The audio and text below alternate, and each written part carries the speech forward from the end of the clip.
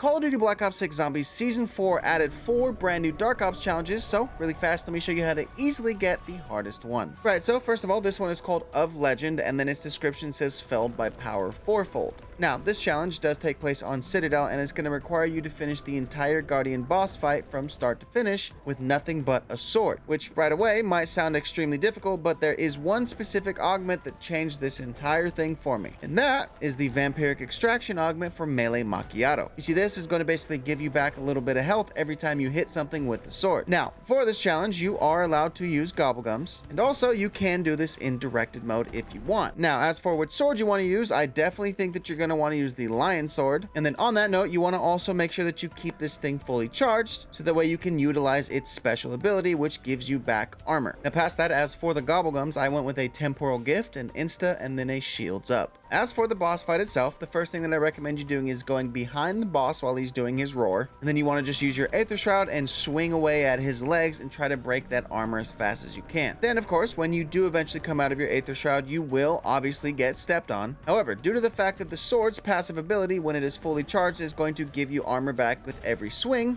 plus then the augment that I mentioned before that gives you back a little bit of health with every swing, basically means that you're a tank and you're almost unstoppable. As long as you have a steady supply of armor plates around you, you should technically be able to tank absolutely anything. Now, a little pro tip on top of that is that while you are swinging away, you can mash your armor button and you will plate up without using the animation, which, as another note, this also works with the ice staff. However, though, for first phase, you just literally want to stand there and tank all these shots. You should be able to do that. And then when he just goes into his mid phase, you should be able to just get rid of all the zombies by just swinging away. Both the augment and the sword should basically keep you alive almost indefinitely. However, once he does come back for phase 2, it's basically going to be identical to how you took care of phase 1. But this time, of course, he's just going to be a little bit more aggressive. Then also at this point, the armor might start to dwindle on the ground, so you might have to start keeping more of an eye on that. Which, if this does happen, try to eliminate regular zombies if they are around, and this should return some of the armor. If, however, during phase 2 you want to use that Insta and that Temporal Gift, this would be the perfect time for it. However, once you then eventually get to the final phase is when you probably want to use any Gobblegums if you have not used them at all. And then this is also the time that I recommend using your Shields Up. At this point, you want to do your best to tank all of his hits and just whittle his health down,